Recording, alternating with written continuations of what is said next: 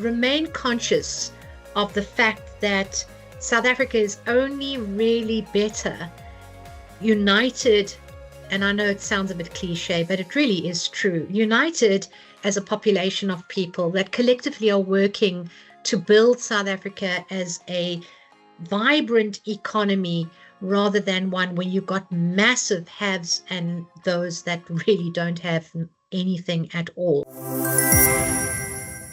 So welcome to this edition of Business Unusual Podcast. Today I'm joined by Beverly Schäfer. Beverly was the former minister in the Western Cape for development, economic development and opportunities, former minister. You obviously are very influential in the AI space at the moment as the executive member at the South African Institute for Artificial Intelligence, and you're the director of Strat Diplomacy Advisors. It's great to have you on the podcast, Beverly.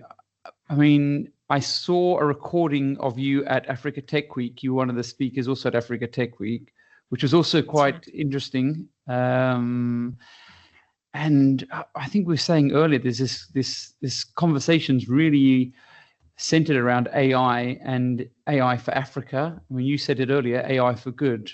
But why is that important? Thank you, Ralph, and thank you for this opportunity. Well, it's so important because we're sitting in a policy vacuum at the moment. And while business may think that's not really that important, if you look from an AI ethics point of view, it's very important because our data is being used. So we are, we are not creating and supporting and protecting our own data. In fact, we're being consumers and feeding data into the global sphere without any guardrails. And I mean, you mentioned guardrails. I mean, why are they important for businesses at the moment?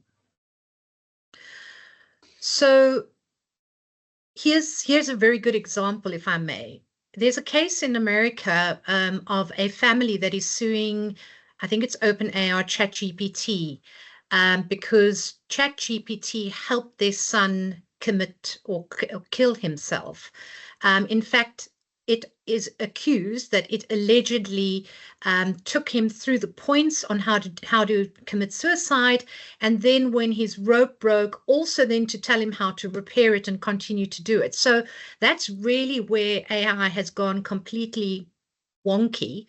And it's an extreme example, but it's the very example that we say is around the protection of what AI is able to do or able to tell people what to do. I mean, another example which I read yesterday was that there is a lot of AI questions on how to make certain drug formulas for narcotics. And what has happened is they've tested that AI can be manipulated by humans just using slightly more pharmaceutical words instead of the actual word, and then being able to get around knowing how to mix the concoction. So this is why guardrails are so important. It can be an open, extended pool of who knows what we could develop through that space. It seems to me when it first sort of came to light, AI, that it was the elixir, it was the holy grail of solving our health and economic and social challenges. So it seems you can dream up whatever you want with AI. And now what seems to be happening is that the reality of every dream is that not everybody's dreams are the same. 100%. 100%. And remember, AI is a mirror of us as human beings. So it is that, in fact, it should be called technological or technology intelligence, because it's a technology which mirrors humanity. And whoever is humanity in its essence, is in its global space, is what it puts out into AI. And AI becomes that. It's almost like a child with no boundaries. So we are totally responsible for the AI that is reflecting back at us. And so why is that a problem? Why are we not? Why are you concerned about AI? I mean, if we've created it, why can't we control it? So there are two things. One, from a global perspective, the AI race is massive. If you understand it from a political perspective, the big AI race is probably between the US and China, China being slightly ahead at the moment. I read up on China's AI army, robotic army. Now, the larger the robotic army, for example, whoever gets to dominate the space in terms of chips, energy, army, robots, gets to dominate the world in essence. Um, why I'm concerned is because, and Elon Musk has been calling this out for a long time, and we haven't been listening. And the reason is because the intent around the AI race is not for the preservation, perhaps, of humanity, and I say that carefully without sounding woo-woo, but the race around power. So if power becomes the first objective of this whole technological era, then I'd say we're in danger zone. If this development of AI is to enhance humanity's evolution, take us into what we call, out into space and give us technology that will solve all crises, illness, and poverty, then that's a totally different thing. But I question whether that is the path of the very people that have started the AI race. I couldn't help but look through some of your history and what you've done. And as the deputy speaker in the province, I see that you're someone that challenges the status quo quite a bit. 100%. 100%. And you don't buy into the narrative of sort of even what other political people are saying. You seem to be a free thinker, and that came about in someone you asked to come and speak at the province a couple of years ago. I don't know if you want to talk about that a little bit. I'm happy to, because I'm free to speak. It's taken me a number of years to do that. In fact, I've been free to speak for a year. So yes, part of being a politician, and I think I was very driven for the last 15 years on doing good for humanity. And I really was quite idealistic in that space of believing that what you put in there is really trying to change the world. And yes, in 2020, I remember Dr. Malhotra came to speak at the BizNews conference with Alec Hogg at the time. And somebody got hold of me and asked if, Asim Malhotra could come to Parliament and speak to the health committees. And as the deputy speaker at the time, I didn't see anything wrong with it. He was a cardiologist, trained cardiologist.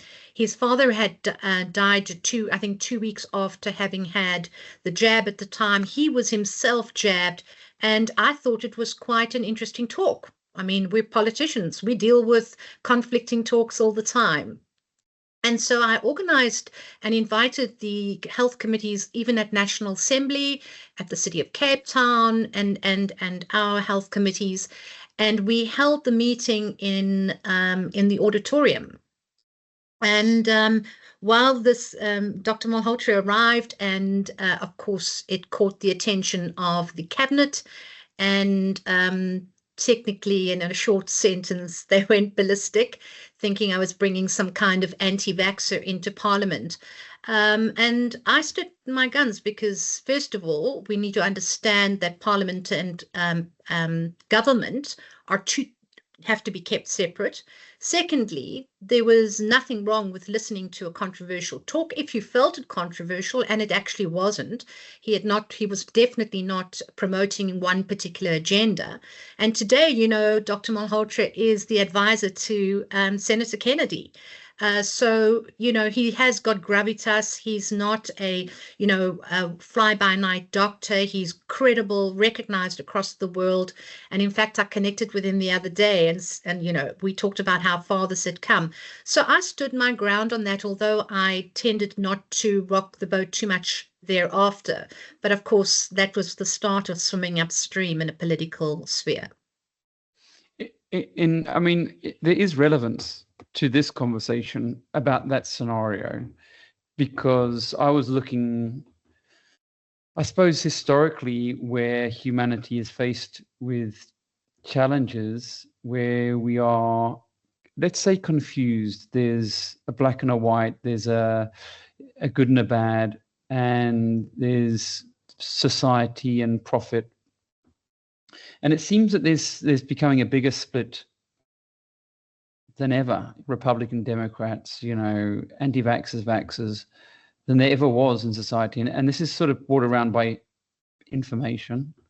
100%. And in many ways, it's the information that people are getting, the bias of that information, which goes into our conversation and why this is so incredibly important to talk about and understand this situation. And how do we handle it? I mean, looking back at COVID, what could we have done better? And how can we relate that to what can we do better with AI? Well, Ralph, I'd like you to, my most frustrating thing in this space is that my fellow colleagues don't apply a broad research mind to the world. They get very tunnel visioned in what their party says or what the politics of the day is, but they don't relate it. And that's why I'm in this, diplomatic role, because you have to take yourself out, shut the TV off, put the TV off, and start researching, and then practice the concept of discernment, because today you will not be able to tell whether I'm real or whether I'm artificial. And that's going to happen this year. And if we can't do that, and we have not exercised this internal radar system, we're going to be in huge trouble. Because news today, I could set up a news station that would look absolutely like a CNN backdrop and have an artificial AI avatar tell you the news of the day, and you will believe it if you continuously watch something without questioning. And I have to give it to the current Premier, who was at one point the Minister of Economic Development while I was his chair. And he always used to say to me, that you need to ask the right questions. And so I carried that very sentence throughout my political career, to say you've got to ask the right questions. If somebody's acting or says something astronomical that sounds so weird, go and do your research. TV, and unfortunately, the media, the mainstream media, is completely bought on every single level. So much so that images are changing and you cannot tell whether there actually is violence in one area or not. You have no idea today to be able to do that. So how are we going to know what our truth, our beacon of truth is? And we will have to go back to Basics 101, which is what feels right for you. And even then, to question, because you aren't going to be able to rely just on ChatGPT. I can tell you that now. Grok, Manners, you name it. It's not enough. I think there's some research that says, in fact, it's the opposite. They have the science to back up that when students use ChatGPT, their grades go down. That's right. I think go up to 30%. Your cognitive ability goes down, and AI, they think, is meant to improve your cognitive ability, but it's actually been proven to do the opposite. So we have this powerful tool.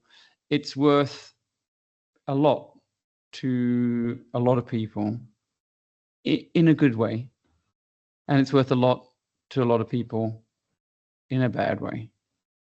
How do we navigate this? I mean, where are we as business leaders, as society? What are we to do?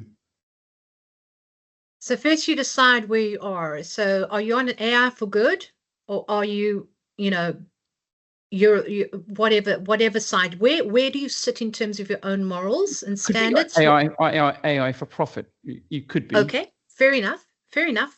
That's there's a positive side to that, and it can also be a negative side. So for me, I sit with a beacon on great opportunity to build business, very much so. I am very aware that my critical thinking skills need to remain intact. So when somebody says something and I go, "Hey, Grok, what's the answer?" I'm not being very clever about that. I put parameters and guardrails in with large language models myself. I don't allow it to tell me what the politics of the day is. I don't allow it to tell me who it should be, whether it's Republicans or Democrats. And so I make those rules very clear with AI. I also make sure that AI knows quite a bit about who I am. I mean, we understand it is a mirror, but at the same time, it's in your face, but you don't have to use it in a negative way. In fact, I think it's fantastic that young people can use AI and create businesses from a very young age. It's a brilliant tool. It's supposed to be part of our evolution for humanity. We're going into a new phase. We left the Industrial Revolution. We're now into the digital, and it is part of an important part. But how we use it, those that get chipped, for example, Ralph, if you get a chip, I've seen some of those patents in my research. You're no longer classified as human. You're then the ownership of the company you have been chipped, who has chipped you. So you might want an extra chip to get a few more credits in your exams. Well, there's a price to pay for that. I do believe we'll see cyborgs. It will be part of a kind of humanness, a human with part machine. But where do you stand as an individual? Which path are you going to take? I know I'm preserving my own humanity. I'm remaining true to being human, and everything that remains, in essence, the definition of being human. Sure. I mean, that's quite deep. I mean, if we had to take it back a little bit, I mean, I couldn't help when you said about the chipped and who owns you, and Warren Buffett's famous speech to a university cohort. I don't know if you saw it, and he talks around what's your value. And if I had to take 20% of your earnings for your lifetime, what is that worth?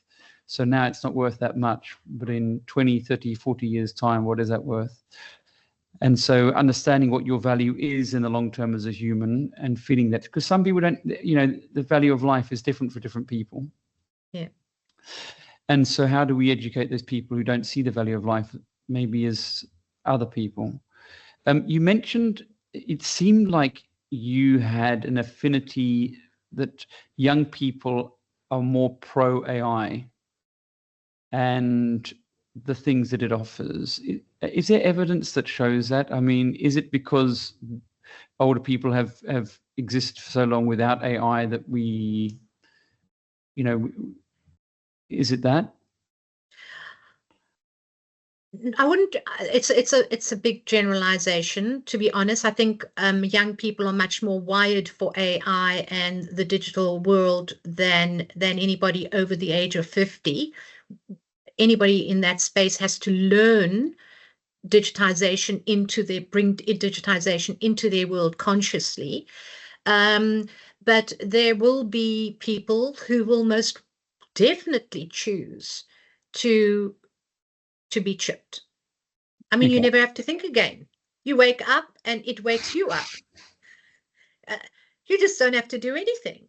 And I would imagine that can be very, very attractive, particularly if life is hard, that you just can exist. Now, I would say that many people are awake, who understand their own self-worth as human beings, what they're excited about the fact that they could create an amazing business with the help of of AI, but they created themselves. They still, being fully human would not even want to go there. And I have seen and spoken to young people that said, absolutely not, we wouldn't get chipped. So it will be a personal choice.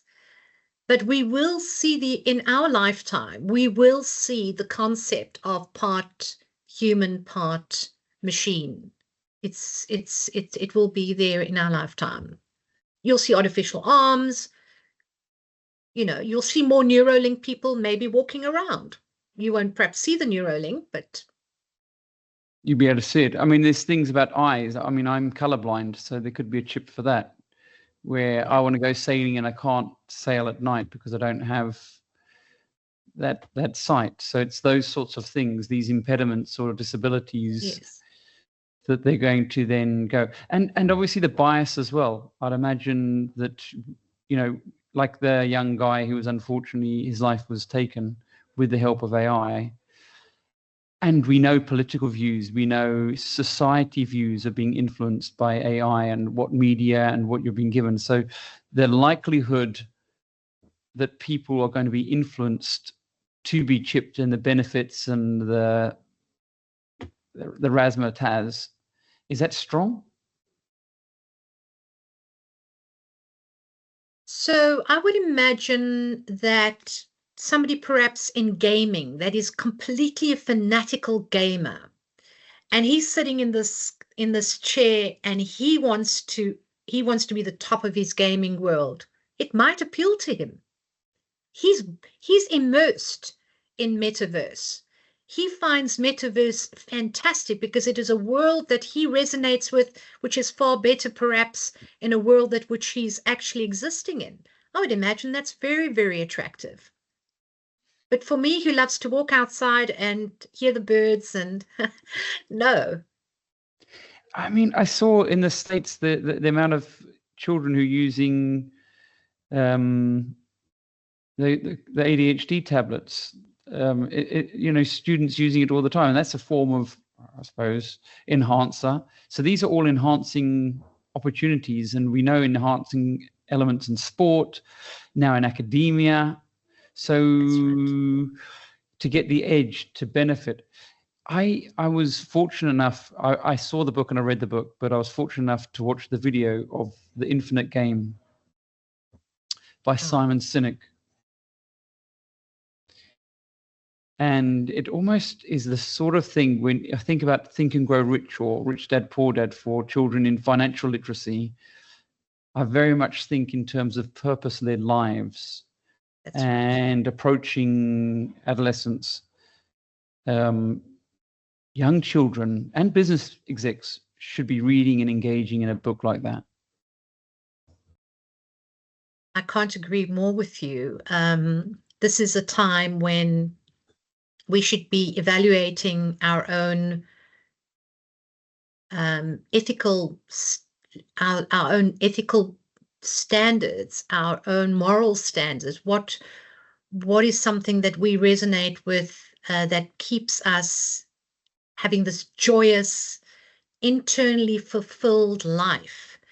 And it is going to matter to us more than ever now.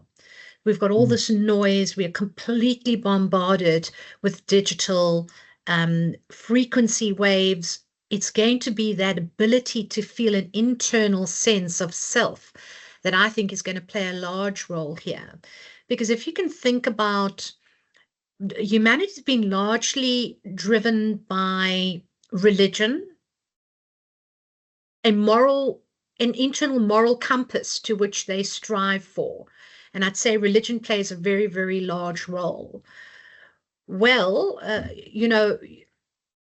AI could become that obsessive to some, and that would probably be on the bell curve, on the edges of a bell curve. But it's very possible. As I see on X, you can't, some people cannot think for themselves before checking with AI on what the answer is. It's a bit of a challenge, eh? I mean, something that I saw recently, and I don't know how true it is, but it was, I've just moved into a new house and we've got Wi-Fi in every room now, and it's not just 10 gigs. They're sending me pictures of 250 and 300 gig. I mean, I don't know. It's just crazy.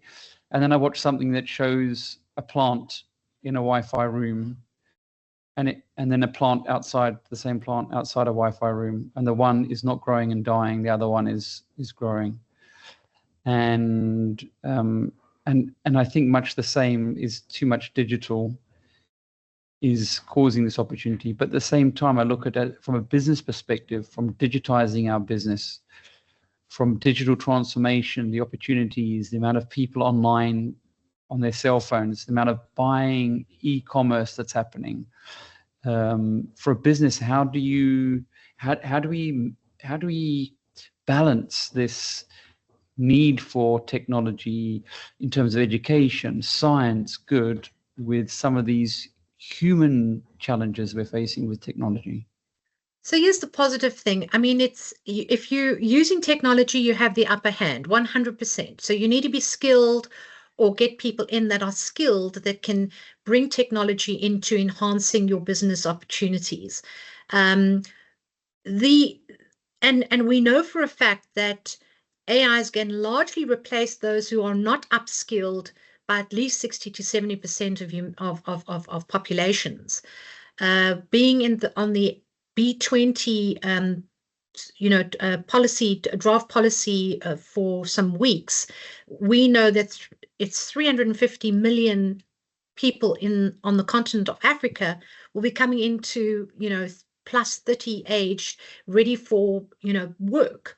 So, but the great thing is that there are many kinds of jobs where we will need that human touch. Human touch is healing. When you put your hand on somebody's shoulder because they're feeling down or they're upset, that is part of a healing. That's the essence of humanity. That is why we're here. The hug, the caring, the sharing, the touching. There's no ways that a tin can is going to be able to give that same feeling to me. And so while AI will minimize those mundane tasks and even some of those very complex tasks, we will need humanity to play a role in coaching, supervising, caring, empathetic jobs.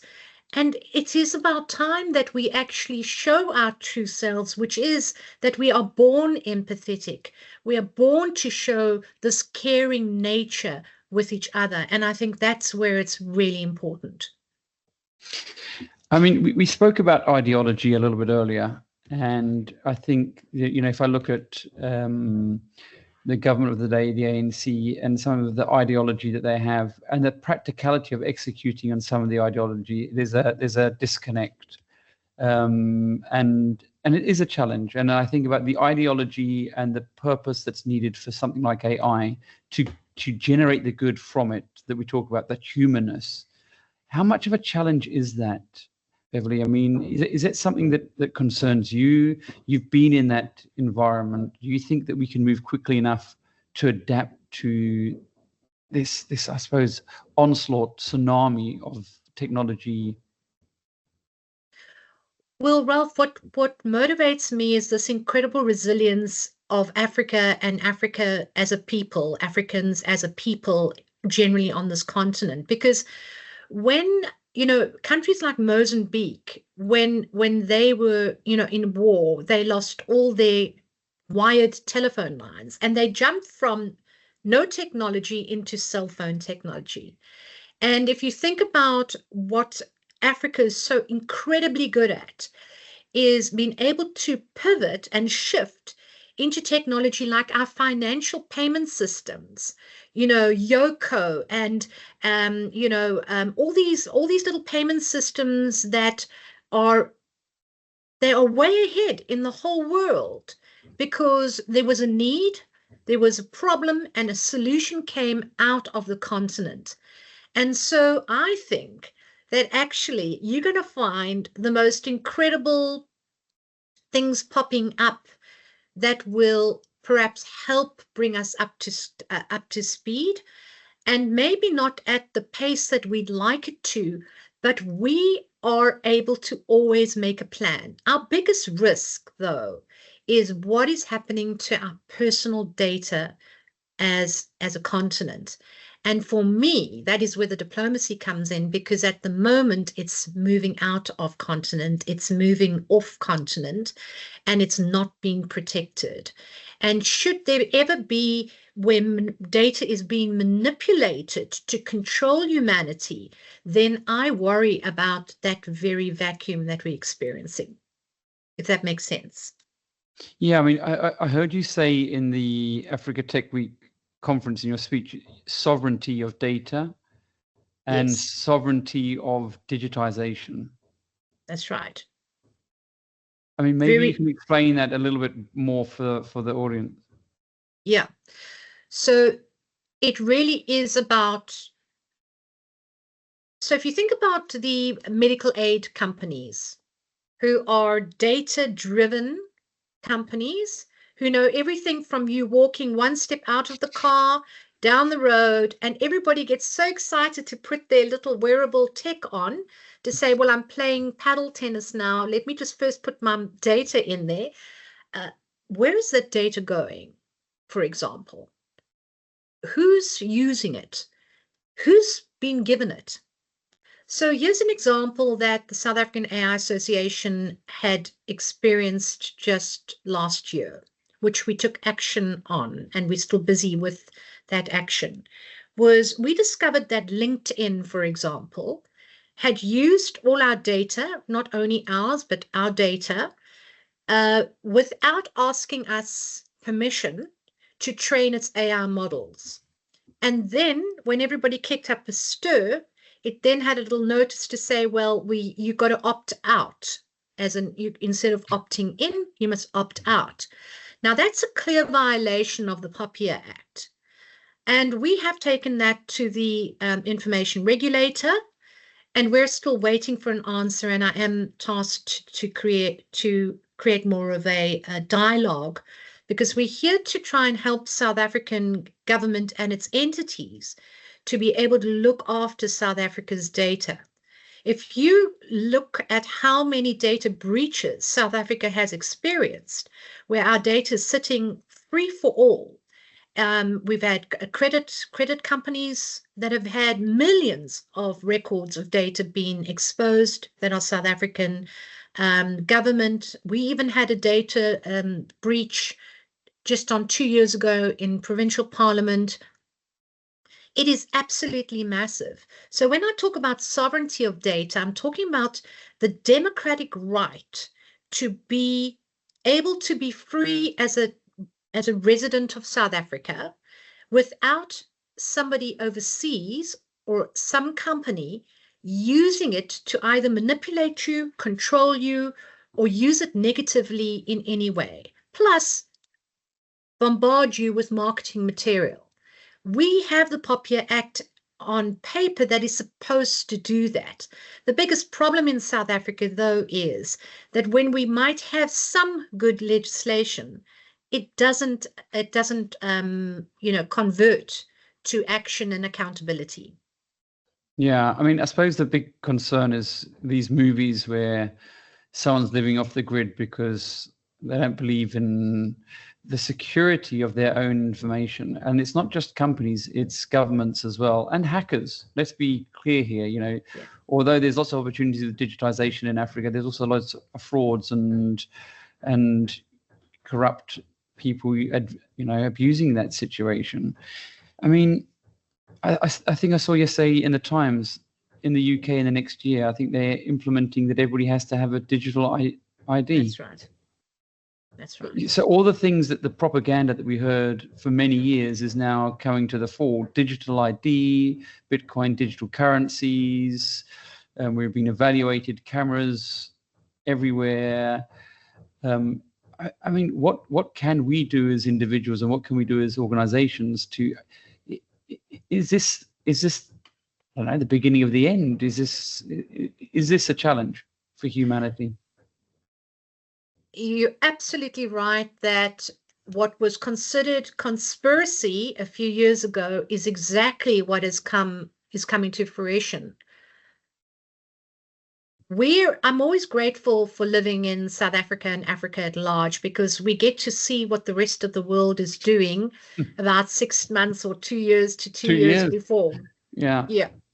It's certainly on the rise. If you look at the amount of security cameras, and then you start to see things like the ANC government wanting in Gauteng to tap into your personal security camera and link it to their network, that is exactly what we're talking about. The idea that if they could absolutely link every aspect of your life, because there are more private security companies and cameras privately run than government's cameras itself, that will be the first step. And it sounds woo, but we're on track. We're just a little bit slower to get there. The greatest power, and this is again, Ralph, I cannot underestimate what I'm going to say now. The greatest power to resistance is you yourself. You just have to say, I don't comply. I just don't comply. And this is when you understand what it means to be human, because we give our power away. We allow. It doesn't matter your data has been breached. We consciously sign up. I mean, if I can tell you how much I've signed up on AI tech and apps everywhere, I'm probably so exposed knowingly. We have to stand together where there's a point and said enough is enough. Now, South Africans actually wake up at the last minute where people say that's enough. So they just feel it and they go, that's enough. It's enough now. That's why I love the spirit of South Africa and South Africans at large, because they somehow feel it on some level, and then there'll just be this lawlessness, and not lawlessness in terms of crime, but just this ability to, we are not doing that. We're just not doing that. We're not paying the toll roads. We're not paying. It doesn't make sense. And I'm hoping more people will do that when things start to get silly. In Europe, unfortunately, there's nowhere to go. So if you look at the UK, you now will get jailed for criticizing government. You will be forced to have a digital ID, otherwise you won't be able to get into a shop. So there things are going very, very wrong. We're not there, and we've got a great population of people that will eventually go, this is nonsense, just nonsense. I mean, I've got some young sons, and I suppose like you, I'm intrigued by science and academia and research and what it does, and how people buy and how we persuade people and how we influence them has always intrigued me. And I can't help but look at organizations in America, that the top probably 7 tech companies, and the amount of psychology students they've brought on to help them to create these bias of how we buy, influence engagement, to keep people online, to get them to use their technologies and tools. And is there a way for us to put a stop on that? Because that seems to be the first part of what we can do. How do we challenge that, where we know science is being used against us by corporations and by big tech? So do you remember when there was an outcry around a retail shopping center or a supermarket, where when you're standing in the queue to pay for goods and the kids are screaming because they want the sweets on the side of just before you get into the till? And there was quite a pushback at one point, and I think some of the shops actually made some changes, particularly the big W word shop and retail company did that to try and minimize that absolute necessity to want sugar at the last, as you're waiting to pay in the queue. I certainly think that there's going to be, there's some things that you can do personally as a family. It's very important that as a family you have downtime. You start educating your children on downtime. I know parents that lock up those iPads until Friday afternoon, that you also switch your Wi-Fi's off at night. Children cannot sleep with constant bombardment of 5G network. So you put a timer mechanism on the actual Wi-Fi Router. The router, that's the word, the router. Yeah. And that phones are also not, you don't sleep next to phones, because if you don't give your brain the rest, even the screen time, blue light, we read up on LED lights, blue light, what damage it's doing to our brains. And so we've got to create our own guardrails within families. And I can tell you that that will help preserve a lot of damage that's going to be done to these generations of people that are going to be bombarded 24/7. So that is very, very important. In terms, I mean, LED lights are terribly distracting and damaging, as I say, to the brain. Causes the brain to overreact all the time. Even our street lights are now LED. You can't even buy bulbs really that are not LED bulbs. And the excuse that was used at the time was we're saving electricity. And then people would look at these lights and wonder why they're still on in the middle of the day in the street. So we, in a way, I don't believe government is actually, or maybe they don't have a choice. I'm never sure about that.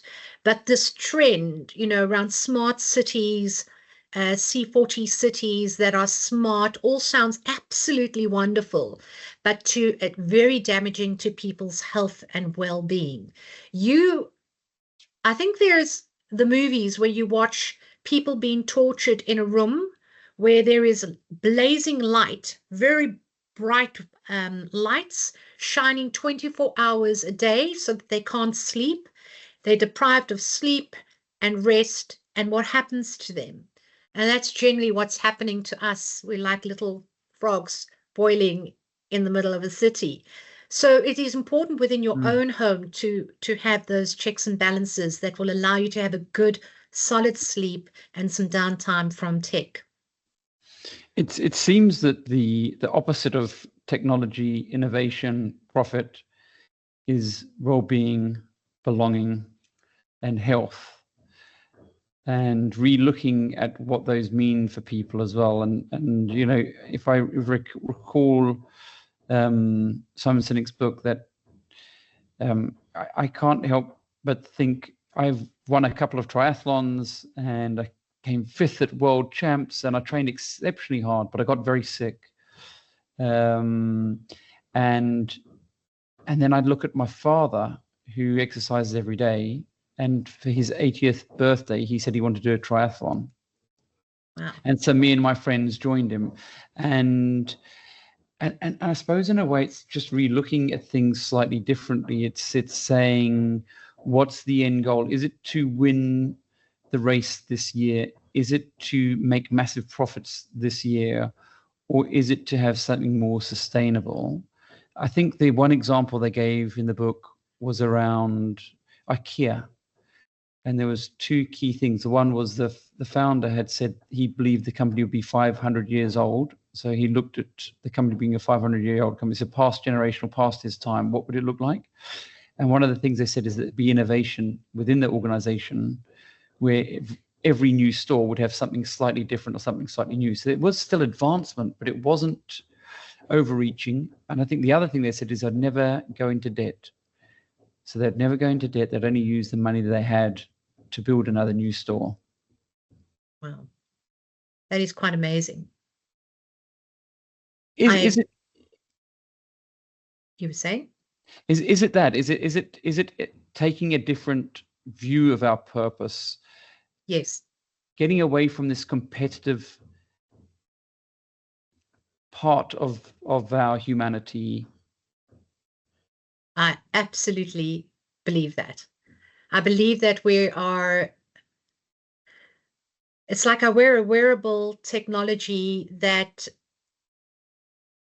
elevates the body's or reactivates the body's own stem cells. It's an incredible technology, and it helps to keep you healthy. It keeps your in incredible state. And so the benefits of good technology is absolutely immense. And it is about us going back to what we were here for, which is about the connection, just like you said, if technology can keep your father healthy at 85 in a way that allows him to do a triathlon, and I mean not artificially, healthy from internally, and you're able to spend that incredible time doing something with him that both of you love, for me, that is the ultimate purpose of life on earth. And so if we can teach our families and our children that what really matters, yes, AI is fantastic, but what really matters is that you can spend time as a family while maybe AI is helping you build your business for you while you're spending time with family. That would bring real peace, joy, love, and laughter, deep connection to human beings. We've lost connection with human beings because we've got caught in the internet era that actually is quite new in a way. And AI has now come up as a second layer that has completely dragged us into this flurry of we've got to do it now, rather than just saying, well, this is great, but it's not everything. It's not going to bring you the internal joy compared to taking your family and spending a weekend at the beach, for example. It seems like the dopamine hits are strong, and that the issues even with AI is it urgent? Do we have to solve these problems urgently in terms of ethics? And we know the answer is that it's not urgent right now, but it is actually urgent because every piece of data, every piece that we pass on, it's advancing so much quicker than us that if we don't do something now, it is going to be a problem. So it's just that we can't see it's urgent. It's not like in front of us. And how do we get change from policymakers? How do we get change from businesses in line with the things that we're saying that protect humanity quickly now? So we don't worry too much. In a way, government's always 3 steps behind when it comes to policy, because it's trying to see where the private sector is going. It's got its pluses and its minuses. When I spoke to people at the Africa Tech conference, people felt that it was okay. They're catching up. They will play catch up.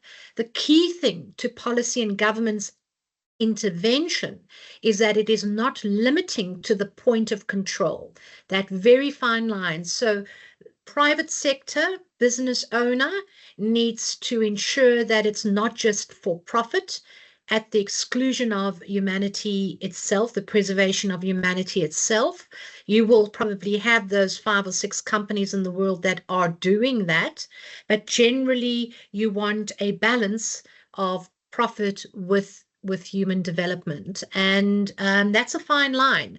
I'm not sure that government has the ability to produce legislation at that fine line, because they're just very focused on, they're very behind in terms of what is going on. Many are not skilled in this and rely on some kind of political agenda or manifesto, of where they're going. So it really is the private sector that drives this. How the private sector drives it really determines whether you are perhaps living and doing business in China to whether you're living and doing business in South Africa. I think South African business owners are very aware that there has to be a balance with skill upliftment, the preservation of jobs as much as possible, because it doesn't serve South Africa at all if thousands upon thousands of basic jobs are lost in this AI race. So it doesn't have to be the race. It could be a fine balance. And what can South African business owners and business leaders do? To become AI compliant, or to create the balance? To create the balance. you don't have to get rid of all your staff because you want a manufacturing business that is completely automated. What you could do is upskill those very workers. So at first, always upskill. That's your moral obligation as a business owner in South Africa. First, try and upskill, because even if they have to go elsewhere, they've got an opportunity to go elsewhere where there is an opportunity for them. I know Microsoft is trying to upskill 1 million people in South Africa, young people in South Africa, under their program. These are great places to put staff. So that's first. And secondly, we remain conscious of the fact that South Africa is only really better united, and I know it sounds a bit cliche, but it really is true, united as a population of people that collectively are working to build South Africa as a vibrant economy, rather than one where you've got massive haves and those that really don't have anything at all. We're never going to be able to survive in a country where that gap just continues to increase. So if you have an AI want to bring into your business, always remember that there's got to be that balancing act. Yeah, I think a question that was raised by one of the executives at Nedbank at one of our conferences recently was, what does South Africa look like if we don't get transformation, if we don't get empowerment right, if we don't skill this nation? What does it look like? And I don't think anyone really wants to go to that scenario, because it won't be a pretty place. Not at all. And so AI for Africa, I mean, what does that mean for you, AI for Africa? That's about making sure, and I think at the Africa Union space, they're looking at firstly, creating data centers that will preserve Africa's data on a far bigger scale, looking at how countries can leverage with poorer countries in Africa, because there is really massive economic gaps between the 4 top economic countries in Africa compared to the rest. And really trying to help the future of young Africa coming into the workspace to find opportunities. So I think there will be countries that will struggle, and those that may not have the tech space. But if we in South Africa, Nairobi, Rwanda, countries like this that are really leading in spaces, are able to help, counteract those imbalances, then I think we're on track. And maybe, just maybe, Ralph, and I say this carefully, maybe it not having this entire continent so overrun by AI is going to keep us connected to the earth, to what matters, to growing food in a way. We just really have to bridge some of the smaller gaps. Here's a good example. Here's a farmer. There's over close 2 to 3 million small farmers. They maybe have 2 cows. How do you get them to be competitive in a market where somebody brings 1,000 cows to slaughter to eat?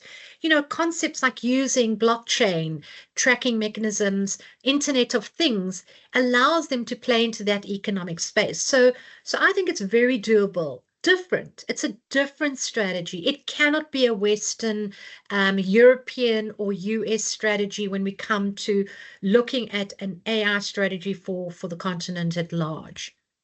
I can't help but think 100% what you're saying, that and in many ways I was seeing it slightly, the amount of tourists and people coming to essentially Cape Town. It's quite phenomenal. We were saying this morning how busy Cape Town is at the moment, this time of year. And I can't help but think the amount of people are coming here. And you mentioned it, you're the Minister for Economic Development, Agriculture and Tourism. So you're probably better placed than anyone to sort of link these things. But, the Western Cape has got so much to offer in terms of its natural beauty, its natural heritage, its nature. You've got a place like the Tankwa, these wonderful, wonderful remote places that we find ourselves in, and it's like there's nothing there. I said to my friend, "There's nothing there," but it's amazing. It's amazing because there's nothing there, and is that what we're going to get closer to, where we move out of the cities and we move closer to these rural areas? Yes, I do believe that. We've got incredible amounts of space. We're a massive country. And with digitization and the ability to get, I'm going to say it, Starlink, Mm. going to say it, Starlink, you will be able to live in the Tankwa, having access to the internet to be able to run your business. That's great. You will always have people that will move to cities for city opportunities, and there will be those that choose to live in the countryside for having the peace, quiet, and nature around them, but at the same time being highly connected into a thriving business that is global. So there is great opportunities for South Africa. I can't see that the one has to be forfeited for the other. We really are an incredibly beautiful country. We, just if you think about nomadic visas, that digital nomads that travel the world and go and live in Bali, Thailand, and they want to work there and they run their businesses on computers. Well, we offer the same thing, just with incredible amounts of space. So I think we have a tremendous amount to offer, and I don't see all of it as completely negative. In fact, I'm grateful sometimes that we are progressing perhaps at a slower rate in comparison to what is happening out in the rest of the world, and not for reasons of people suffering, but really for the fact that we can catch our breath and still walk in this AI race, but with a lot more feet on the ground and connected to earth. Sounds like being slow, slopstad, the Africa time is maybe something that we need to be proud of and embrace, instead of trying to be other people and live like other people. Embrace some of the nature and the benefits that we have of living here. Beverly, it was so nice to have you on the podcast. I'm so grateful, and it was a great conversation. Thank you so much.